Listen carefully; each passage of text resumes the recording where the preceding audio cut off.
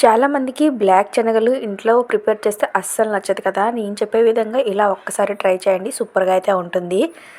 ఇప్పుడు శనగలు అనేవి కొంచెము బాగా వాష్ చేసేసుకొని అందులో సాల్ట్ వేసేసి కొంచెం మెత్తగా అయితే ఉడికించుకోవాలి. చూసారు కదా, ఈ విధంగా అనమాట. ఉడికిన తర్వాత ఇప్పుడు వాటర్ నుంచి అనమాట సపరేట్ అయితే చేసేసుకోవాలి. అలా వాటర్లో ఉంచేస్తే ఇంకా ఎక్కువగా కుక్ అయిపోయే అవకాశం ఉంటుంది. కాబట్టి మనకి ఎంతవరకు కావాలో అంత ఉడికించుకున్న తర్వాత వాటిని అనమాట వేరే బౌల్లోకి అనమాట ట్రాన్స్ఫర్ అయితే చేసేసుకోవాలి.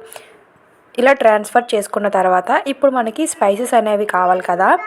స్పైసెస్ అన్నీ కూడా ఏదైనా ఒక చిన్న బౌల్ అయితే తీసేసుకోండి. అందులో మనం రెగ్యులర్గా రొటీన్గా వాడే స్పైసెస్ అన్నీ కూడా యాడ్ చేసేయాలి. ఉప్పు, కారం, పసుపు, అలానే ధనియాల పొడి, ఇంకొంచెం గరం మసాలా ఉంటే గరం మసాలా అయితే యాడ్ చేసేసుకోండి. కొంచెం అమ్చూర్ పౌడర్ కూడా యాడ్ చేసేసి అందులో కొంచెం వాటర్ని అయితే యాడ్ చేసేయండి. ఇలా వాటర్ యాడ్ చేసేసి ఈ విధంగా బాగా అయితే కలిపేసుకొని పక్కనైతే పెట్టేసుకోండి.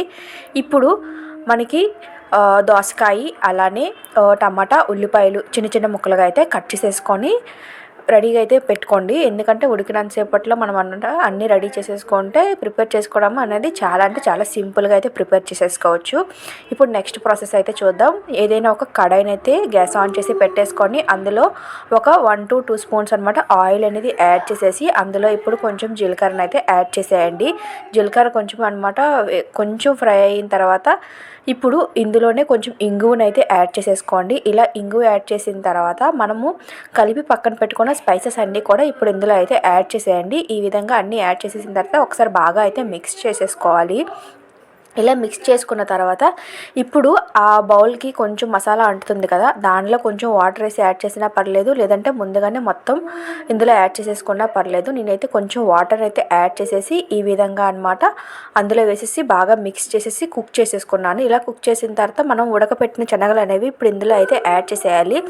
మనకు ఒకవేళ సాల్ట్ కొంచెం తక్కువ అనిపించింది అనుకోండి, ముందుగానే సాల్ట్ని అయితే యాడ్ చేసేయండి. ఇలా యాడ్ చేసిన తర్వాత ఒకసారి బాగా అయితే మిక్స్ చేసేసుకోవాలి. చూస్తున్నారు కదా వీడియోలో నేను ఎలా చెప్తున్నానో అలానే ఫాలో అండి. చాలా అంటే చాలా సింపుల్గా అయితే ప్రిపేర్ చేసేసుకోవచ్చు. టేస్ట్ కూడా చాలా బాగుంటుంది.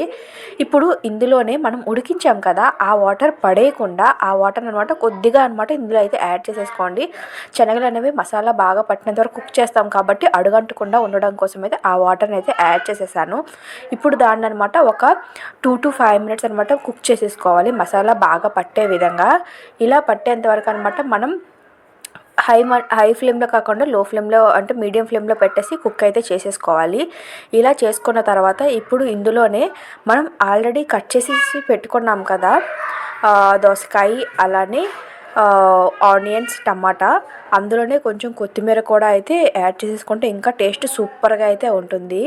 నేను వీడియోలో ఎలా చెప్తున్నానో అలానే ఫాలో అవ్వండి. చాలా అంటే చాలా టేస్టీగా ఉంటుంది. మీరు కూడా చాలా ఇష్టపడతారు. చూసారు కదా, ఇప్పుడైతే మనకి 5 minutes తర్వాత వీటన్నింటినీ కూడా యాడ్ చేసేసాము. ఇలా యాడ్ చేసేసి దీన్ని మరొక్కసారి అనమాట బాగా మిక్స్ అయ్యే విధంగా అయితే కలిపేసుకోవాలి. ఇప్పుడు ఇందులోనే ఉడికించిన బంగాళదుంప వేసుకుంటే టేస్ట్ అనేది రెట్టింపు అయితే అవుతుంది. ఇలా బంగాళదుంప కొంచెం కొత్తిమీర వేసేసిన తర్వాత ఇప్పుడు ఇందులోనే అరచెక్క నిమ్మరసం యాడ్ చేసుకున్నారంటే మనం బయటికి వెళ్ళి తినవలసిన అవసరం అస్సలు లేదండి. ఇంట్లోనే చాలా అద్భుతమైన డిష్ అయితే రెడీ అయిపోయింది. ఇది మనం ఈవినింగ్ స్నాక్గా కానీ, లేదంటే మార్నింగ్ బ్రేక్ఫాస్ట్గా కానీ, లేదంటే మధ్యాహ్నం లంచ్తో కర్రీగా కానీ ఉపయోగించుకోవచ్చు. ఇది టేస్ట్ అనేది చాలా అంటే చాలా బాగుంటుంది. ఇంత అద్భుతమైన రెసిపీని మీరు కూడా ఇంట్లో ఒక్కసారి ట్రై చేయండి. ట్రై చేసి ఎలా వచ్చిందో కామెంట్ చేయడం అస్సలు మర్చిపోకండి. ఈ వీడియో మీ అందరికీ నచ్చిందని అనుకుంటున్నాను. వీడియో నచ్చితే లైక్ చేసి, షేర్ చేసి, సబ్స్క్రైబ్ చేయడం అస్సలు మర్చిపోకండి.